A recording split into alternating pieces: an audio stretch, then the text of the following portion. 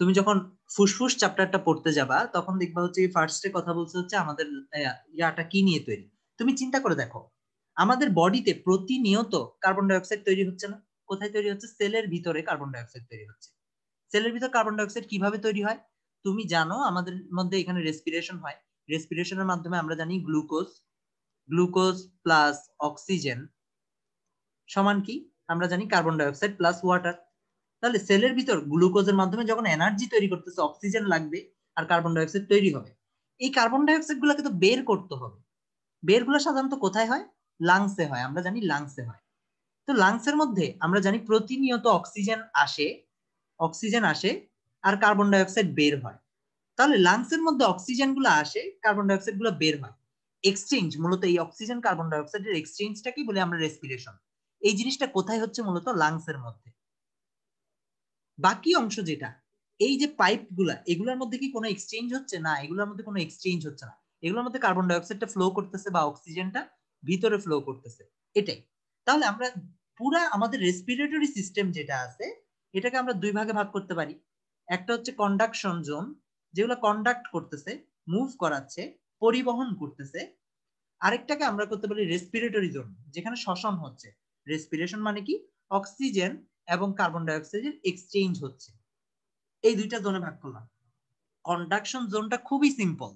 তুমি দেখো তোমার মধ্যে কি হচ্ছে, তুমি নাক দিয়ে নিঃশ্বাস নিচ্ছ, তাহলে নিঃশ্বাসটা শুরু হচ্ছে কোথা থেকে? নাক দিয়ে। এখন তুমি চিন্তা করে দেখো, নাকে সাধারণত আমরা সম্মুখ নাসারন্ধ্র বা সামনের দিকে যে নস্ট্রিলটা থাকে এটা দেখতে পাই, অ্যান্টেরিয়র নস্ট্রিলটা দেখতে পাই, দেখা যায় হ্যাঁ ছিদ্র আছে, ওখান দিয়ে তোমার বাতাস ঢুকতেছে। কিন্তু বাতাসটা ঢুকে তো ভিতরে যাচ্ছে।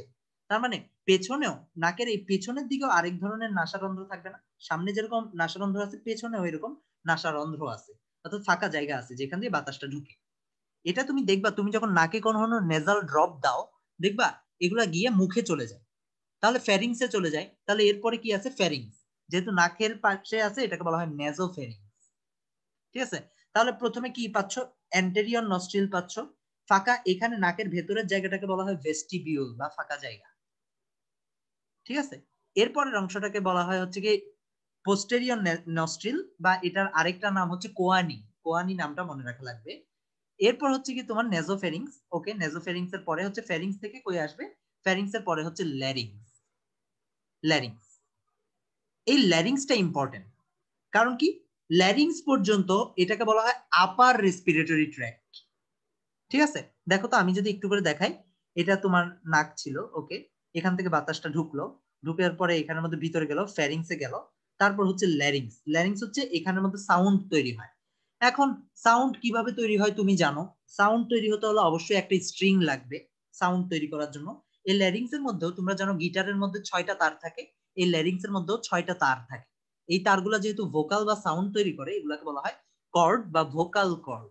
6টা ভোকাল কর্ড থাকে, জাস্ট গিটারের মতো, এখানে সাউন্ড হয় এবং ওয়ার্ড প্রডিউস হয়।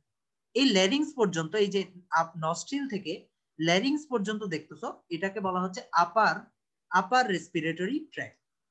এরপর কি শুরু হয়? ল্যারিংস এর পরে শুরু হয় ট্রাকিয়া। ট্রাকিয়াটা তুমি দৌড়াচ্ছ, ট্রাকিয়াতে বেশি বাতাস ঢুকতে হবে, বা তুমি নর্মালি বসে আছো কম বাতাস ঢুকলেও সমস্যা নাই, তাহলে ট্রাকিয়াটাকে কি করা লাগবে? এক্সপান্ড করা লাগবে বা কন্ট্রাক্ট করা লাগবে অ্যাকর্ডিংলি। যদি বেশি বাতাস ঢুকে তাহলে এক্সপান্ড করা লাগবে। কিন্তু ট্রাকিয়া যদি পুরাটা একটা নিরেট বোনের হয়, একটা বোনের হয়, বোন কি কখনো মুভ করতে পারে? না, পারে না। তাইলে ট্রাকিয়া বলা হচ্ছে তোমার কন্ড্রোসাইট বা তরুণাস্থি দিয়ে তৈরি। 16টা তরুণাস্থি আছে, সি শেপড। সি শেপটা কেন ইম্পর্টেন্ট? কারণ এখানে কিছু মাসেল থাকে, এই সি শেপের এই জায়গায় কিছু মাসেল থাকে। আমরা জানি মাসেল হচ্ছে কন্ট্রাক্ট এবং এক্সপান্ড করতে পারে। তাই তোমার যখন বেশি বাতাস আসে এই অংশটা এক্সটেন্ড করে এবং হচ্ছে ট্রাকিয়াটা বড় হতে পারে। এভাবে কার্টিলেজ গুলো একটার পর একটা থাকে। আমি যদি কয়েকটা দেখাই, এটা একটা কার্টিলেজ সি শেপ, তারপর আরেকটা কার্টিলেজ সি শেপ, তারপর আরেকটা কার্টিলেজ সি শেপ, এভাবে প্রায় 16টা কার্টিলেজ থাকে, 16 থেকে 20টা। এটাও কিন্তু পরীক্ষার জন্য খুব ইম্পর্টেন্ট। তারপর তুমি দেখো এখানের মধ্যে ট্রাকিয়াটা তৈরি হলো, এবং ট্রাকিয়ার পরে কি হচ্ছে? ট্রাকিয়ার পরে ট্রাকিয়াটা ভেঙে যাচ্ছে। কারণ কি? তুমি জানো তোমার লাংস দুইটা, ট্রাকিয়া বাতাস এনে তো দুইটা লাংসেই যেতে হবে। ওকে, কারণ কি অক্সিজেন দুইটা লাংসে না গেলে দুইখান থেকেই তো কার্বন ডাই অক্সাইড আসতে পারবে না। তো দুইটা লাংসে ট্রাকিয়াটা ভেঙে যাচ্ছে। এবং খুব ইম্পর্টেন্ট একটা কোয়েশ্চেন আছে, ট্রাকিয়া যেটা ভাঙে এটাকে বলা হয় কি? ব্রঙ্কাস। তাহলে আমরা কি পাইলাম? ল্যারিংস পর্যন্ত ছিল আপার রেসপিরেটরি ট্র্যাক, লোয়ার থেকে কি শুরু হয়েছে ট্রাকিয়া, ট্রাকিয়ার পরে কি আসতেছে ব্রঙ্কাস, এবং ব্রঙ্কাসটা আরো ভেঙে যাবে, ব্রঙ্কাস ভেঙে যখন ছোট ব্রঙ্কাস হচ্ছে এটাকে কি বলা হবে ব্রঙ্কিউল। ছোট ব্রঙ্কাস তোমার কয়টা ভাঙে, ব্রঙ্কিউল কয়টা হয়, একদিকে দুইটা হয় আরেক দিকে হয় তিনটা। এখন কোথায় দুইটা হবে কোথায় তিনটা হবে এটা আমরা কিভাবে মনে রাখবো, সিম্পল, তুমি মনে রাখবা আমাদের হার্টের ক্ষেত্রে চিন্তা করো, ট্রাইকাসপিড কোথায় ছিল, বাইকাসপিড কোথায় ছিল, বাইকাসপিড ছিল বামে আর ট্রাইকাসপিড ছিল ডানে, ঠিক আছে। এই ক্ষেত্রেও ব্রঙ্কিউল তিনটা থাকবে তোমার কোথায়, বামে, সরি ডানে, আর বামে থাকবে কয়টা, দুইটা। মনে রাখবা বামে সবসময় সংখ্যা কম থাকে আর বামটা সবসময় বড় হয়, বামে সবসময় সংখ্যা কম থাকে, ঠিক আছে, কিন্তু বামটা বড় হয় সাইজে। যেমন হার্টের ক্ষেত্রেও লেফট ভেন্ট্রিকলটা অনেক বড় ছিল সাইজে, এই ক্ষেত্রেও লেফটটা বড় হবে রাইটটা ছোট হবে, কিন্তু এখানে সংখ্যা কম থাকবে। তাহলে ব্রঙ্কিউল এগুলা, তাহলে ব্রঙ্কাসের পরে ট্রাকিয়া, ব্রঙ্কাসের পরে কি আসতেছে ব্রঙ্কিউল।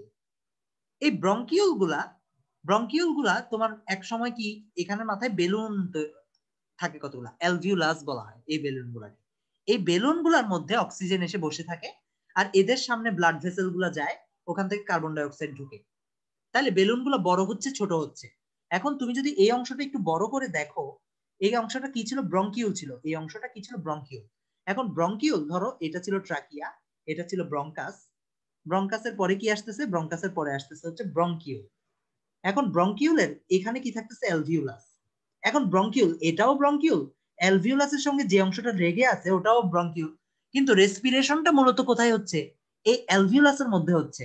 তাই অ্যালভিউলাসের সঙ্গে যে ব্রঙ্কিউলটা থাকে ওটাকে বলা হয় রেসপিরেটরি ব্রঙ্কিউল, আর বাকিগুলো হচ্ছে টার্মিনাল ব্রঙ্কিউল।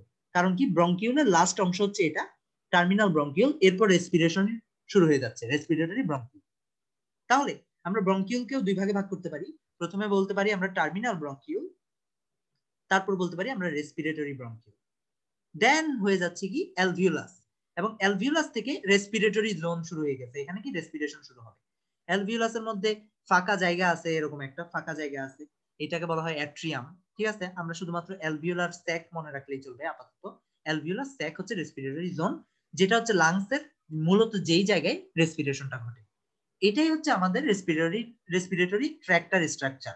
প্রধানত এটাকে আমরা দুই ভাগে ভাগ করতে পারি, একটা হচ্ছে কন্ডাক্টিং জোন, আরেকটা হচ্ছে রেসপিরেটরি জোন। রেসপিরেটরি জোনে কি থাকবে, শুধুমাত্র অ্যালভিউলাস থাকবে, আর কি থাকবে, অ্যালভিউলাসের সঙ্গে লেগে থাকা রেসপিরেটরি ব্রঙ্কিউল থাকবে, ঠিক আছে। এই দুইটা জিনিস শুধুমাত্র রেসপিরেটরি জোনে থাকবে। আর কন্ডাক্টিং জোনে কি থাকবে, কন্ডাক্টিং জোনটাকে আবার দুই ভাগে ভাগ করছি, আপার লোয়ার। এবং তুমি আপারটাতে কি দেখতেছো, ল্যারিংস পর্যন্ত আপার ছিল, ল্যারিংস পর্যন্ত তুমি জানো কি আছে, ফ্যারিংস আছে, নেজোফ্যারিংস আছে, এর আগে posterior nostril, anterior nostril, vestibule, এগুলা। আর লোয়ারটাতে কি কি ছিল, ট্রাকিয়া, ট্রাকিয়া ভেঙে ব্রঙ্কাস হয়েছে, ব্রঙ্কাস ভেঙে টার্মিনাল ব্রঙ্কিউল হয়েছে, এরপর রেসপিরেটরি ব্রঙ্কিউল তো ওখানে চলে গেছে। বুঝা গেছে? এই হচ্ছে তোমার মোটামুটি রেসপিরেটরি ট্র্যাক্টের পরিচিতি।